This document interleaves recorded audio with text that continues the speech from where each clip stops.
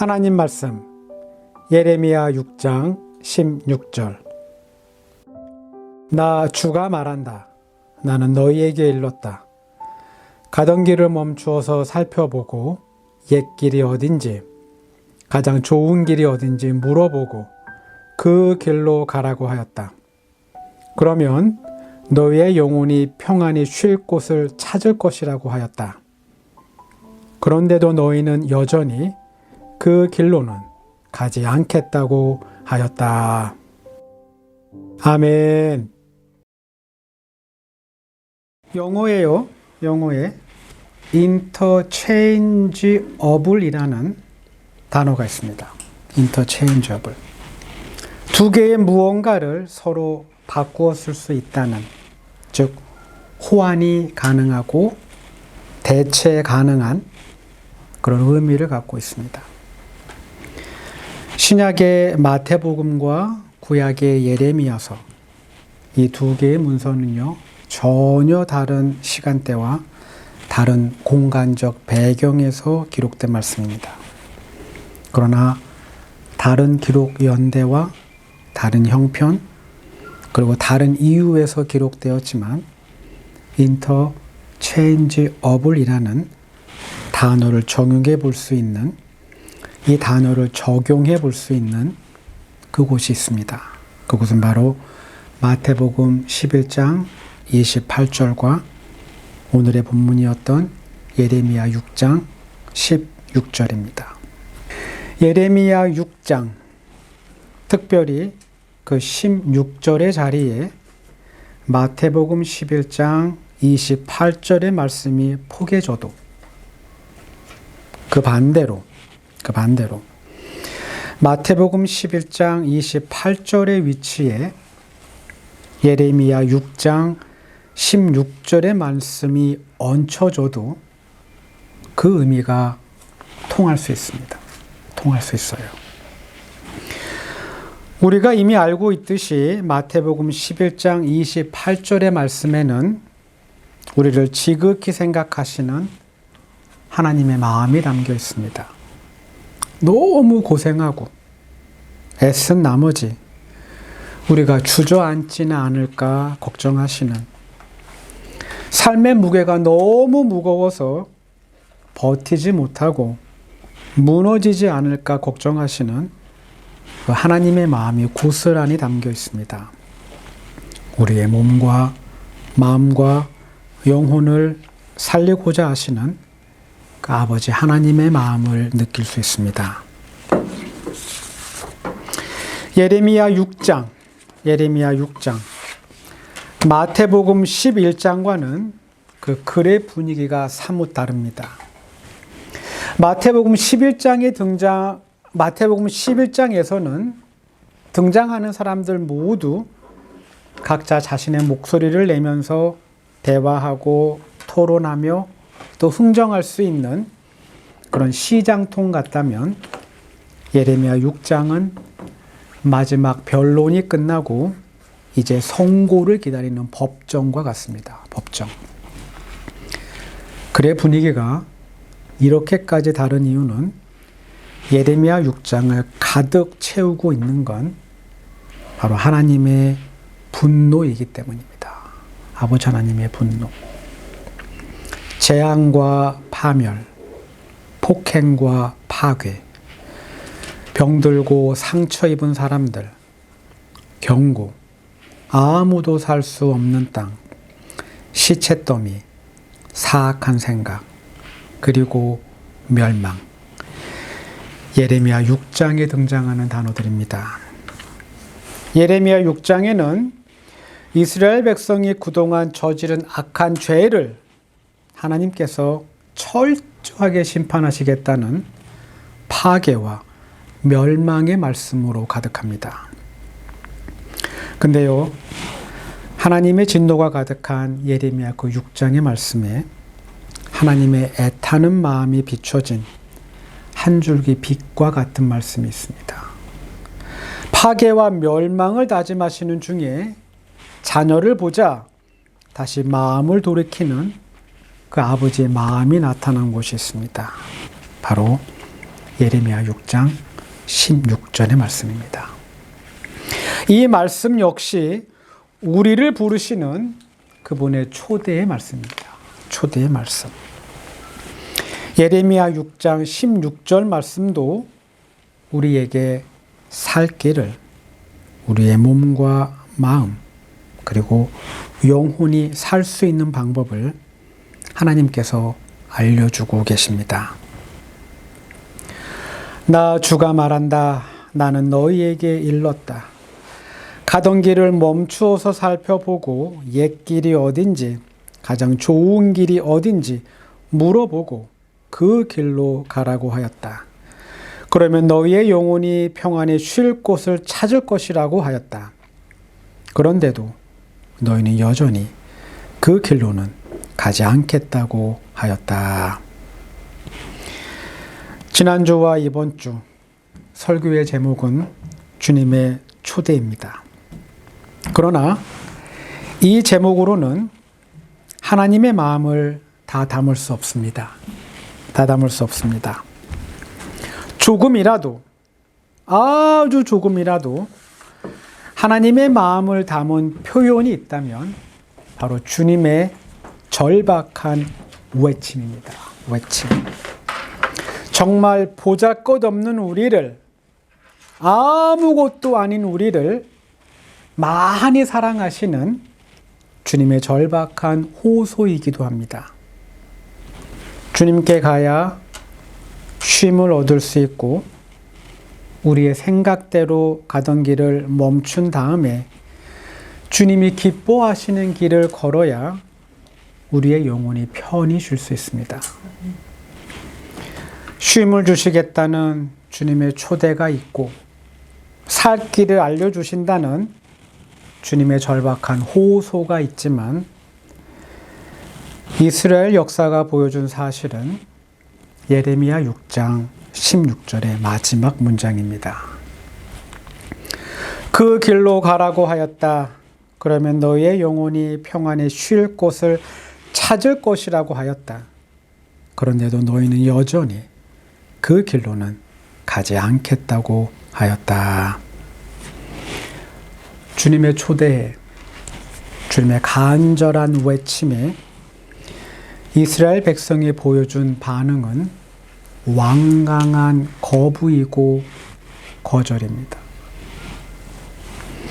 선지자 예레미야가 전한 예언의 내용은 심판입니다. 심판이에요. 이스라엘 백성이 하나님을 떠나서 우상을 섬기고 사회적으로 불의를 행하며 악하게 살았기 때문에 하나님의 심판이 임할 것이라고 선포했습니다. 하나님의 백성이라면 이런 예언의 말씀을 듣고 회개하면 됩니다. 회개하면 돼요. 자기에게 주신 말씀으로 믿고 회개하면요, 심판은 떠나고 다시 살 수 있습니다. 근데요, 이스라엘 백성들은 듣지 않습니다. 안 들어요. 선지자 예레미야가 전한 예언의 말씀을, 그 경고의 말씀을 이스라엘 백성들은 듣지 않는 수준을 훨씬 뛰어넘어서 그들은 철저하게 무시합니다. 하나님의 심판의 말씀에 대한 바로 이스라엘 백성들의 반응은 거부와 조롱, 그리고 선지자 예레미야에 대한 박해입니다. 예레미야 6장 10절입니다. 제가 말하고 경고한들 누가 제 말을 듣겠습니까? 그들은 귀가 막혀 주님의 말씀을 들을 수 없습니다. 주님께서 하신 말씀을 전하면 그들은 저를 비웃기만 합니다. 말씀 듣기를 좋아하지 않습니다. 한편으로 이스라엘 백성들은 거짓 선지자들의 말에 귀를 기울입니다. 예레미야처럼 그들도 하나님의 뜻이라고 하면서 예언을 하는데 거짓 선지자들이 전하는 예언의 말씀을 더 굳게 믿습니다. 어떻게 이럴 수 있을까? 우린 예레미야의 말을 듣지 않고 거짓 선지자들의 말을 듣는 이스라엘 백성들의 모습을 보면서 그들은 어리석다고, 그들은 하나님을 향한 믿음도 없고 진리를 분별할 줄 모르는 정말 한심한 사람들이라고 평가할 수 있습니다. 이렇게 생각할 수 있어요. 근데요, 만약 여러분과 제가 예레미야가 예언하던 주전 620년대, 주전 620년대에, 그리고 우리가 남왕국 유다의 수도 예루살렘에 있다면, 우리가 주전 620년에 돌아가는 겁니다. 그리고 우리가 예루살렘에 사는 거예요. 남왕국 유다에. 만약 상황이 이렇게 된다면 우리도, 여러분과 저도 이스라엘 사람들처럼 똑같은 반응을 보였을지 모릅니다. 매우 똑같은 반응. 우리 역시 하나님의 음성을 들은 예레미야의 말을 듣는 게 아니라 예레미야가 전하는 말씀을 철저하게 무시한 채 자기 말을 하는 거짓 선지자들의 말에 더 귀를 기울이고 그들의 말을 더 신뢰했을지도 모릅니다. 역사 속에서 예레미야 예언을 살펴보겠습니다. 주전 640년입니다. 주전 640년, 요시야가 남왕국 유다의 16번째 왕으로 등극합니다. 주전 628년, 요시야가 왕이 된 지 12년이 되는 해입니다. 요시야는 8살 어린 나이에 왕위에 오릅니다. 그리고 이제 12년이 지나 요시야가 성인이 되자 그가 종교개혁을 단행합니다. 성경은 그때의 상황을 다음과 같이 설명합니다. 요시야는 왕이 된 지 8째 해에 아직도 매우 어린 나이에 조상 다윗의 하나님을 찾기 시작하였다. 그의 통치 12년이 되는 해에는 산당과 아세라 목상들과 아로 새긴 우상들과 부어 만든 우상들을 없애고 유다와 예루살렘을 깨끗하게 하였다.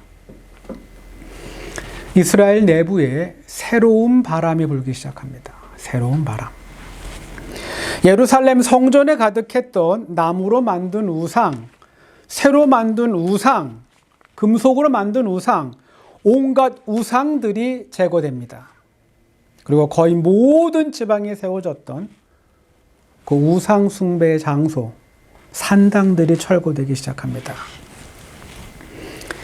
이스라엘 사회가 왠지 정화되고 깨끗해지는 분위기입니다. 바로 그때 선지자 예레미야가 등장합니다. 예레미야 1장 2절입니다. 암몬의 아들 요시야가 유다 왕이 되어 다스린 지 13년이 되었을 때에 주님께서 예레미야에게 말씀하셨다. 요시야 왕의 종교개혁은 주전 628년, 그리고 바로 그 다음에 주전 627년, 예레미야가 하나님의 말씀을 듣고 심판을 알리는 예언을 시작합니다.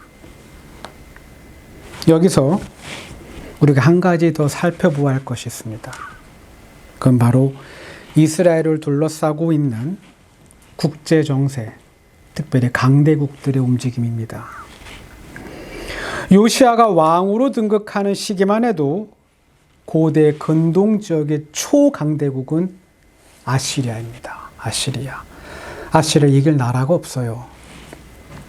팔레스타인 지역과 시나이 반도의 맹주였던 이집트도 아시리아에게 조공을 바쳤습니다. 아슈르 바니팔 궁정 비문에 따르면 아시리아가 이집트를 속국으로 만들어서 매년 막대한 양의 황금과 가축 그리고 노예를 조공으로 받았다고 기록하고 있습니다. 아슈르 바니팔, 남왕국 유다, 이집트, 그리고 소아시아와 북아프리카까지 모두 자신의 나라로 만든 아시리아 제국의 황제입니다. 황제. 사진 옆에 있는 별 모양, 원, 삼각형, 그리고 뾰족한 못 모양은 고대 아시리아인들이 사용했던 아카드어로 아슈르바니파를 의미합니다. 인간의 역사에 불변하고 완전한 것은 없습니다. 주전 631년입니다. 아시리아 제국의 황제 아슈르바니팔이 사망합니다. 그의 죽음과 함께 매우 견고해 보였던 아시리아 제국은 균열이 일어나고 조금씩 붕괴되기 시작합니다. 5년의 시간이 흐릅니다.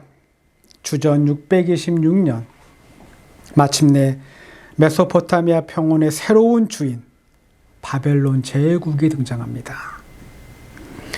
몰락의 길을 걷고 있던 아시리아는 자신과 바로 인접한 신생국가 바벨론을 상대하기에도 이제 너무 힘들고 버겁습니다. 결국 주전 620년을 전후로 팔레스타인 땅을 가득 덮고 있던 아시리아 제국의 입김은 사라집니다. 사라져요. 이제 주전 620년대를 살았던 남왕국 유다 백성의 입장에서 한번 생각해 보겠습니다. 그들의 입장에서 역대 왕들과는 아주 다른 선한 왕이 나타납니다. 그리고 그 왕이 하나님이 매우 기뻐하실 법한 종교개혁을 시작합니다. 그리고 아니나 다를까 종교개혁이 예루살렘을 시작으로 해서 전국적으로 퍼져나가자 아시리아의 힘이 약해지고 국력이 회복됩니다. 열왕기야 23장을 보면 요시야 왕은요 아시리아 제국에 빼앗겼던 북왕국 이스라엘의 영토를 회복합니다. 영토를 되찾아요. 다시 도표를 통해 남왕국 유다의 역사를 보겠습니다. 주전 640년부터 620년 사이 대략 그 20년 동안 남왕국 유다의 사회는 긍정적인 에너지가 가득합니다. 이제 잘 사는 분위기로 바뀌고 있어요. 국내적으로 종교 개혁이 시작되었고요. 국외적으로 아시리아가 몰락의 길을 걷고 있습니다.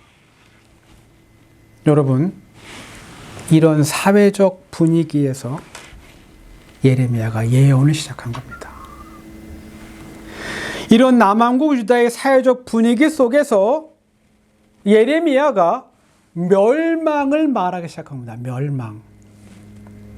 여러분, 만약 우리가 이런 사회적 분위기 속에 있다면 나라의 국운이 회복되는 좋은 징조들로 가득한 이런 분위기 속에 있다면 우리 멸망이 아니라 하나님의 축복을 기대해야 합니다. 축복.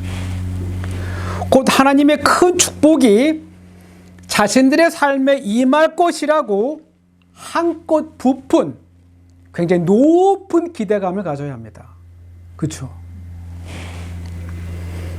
이런 분위기에서 예레미야의 진실이 가득한 그 예언은 거짓말처럼 들릴 겁니다. 거짓말. 자신들의 그 들뜬 기분을 매우 상하게 만드는 불쾌한 소리로 들릴 겁니다. 그리고 이런 분위기에서 거짓 예언자들이 전하는 그 잘못된 예언과 가르침, 그리고 그들의 교훈은 사실로, 진실로 둔갑되어 들릴 겁니다.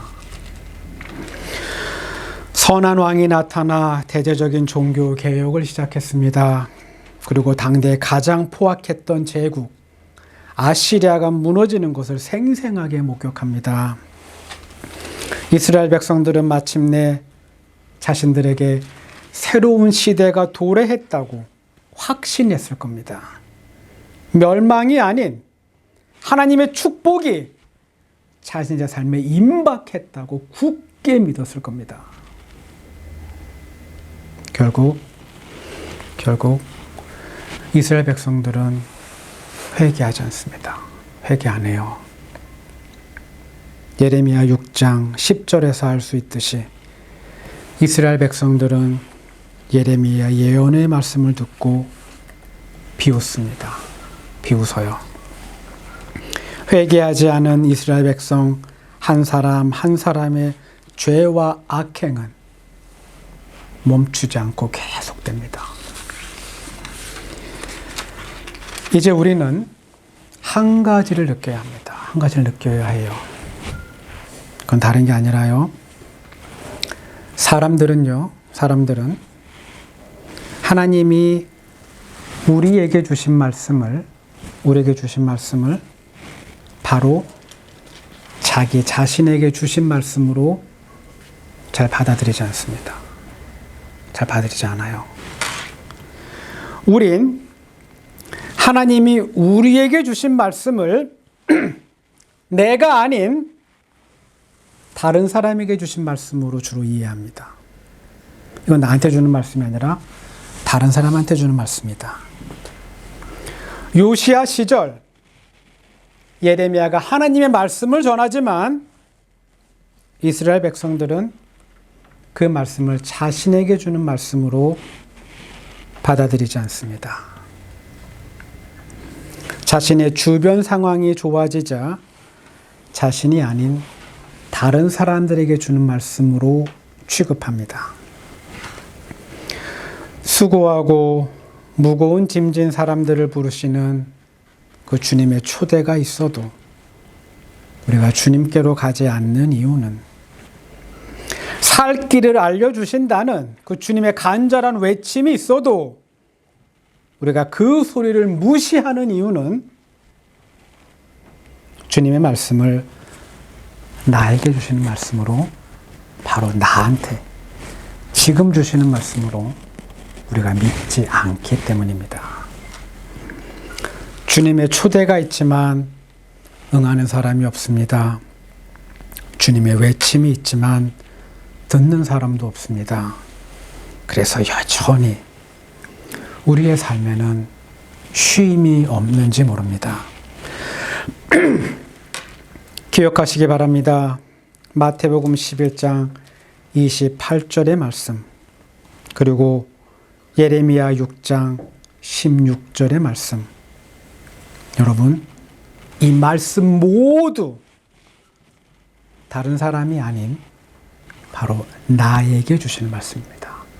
다른 사람이 아니라 바로 나에게. 이 말씀을 나에게 주시는 말씀으로 오늘을 사는,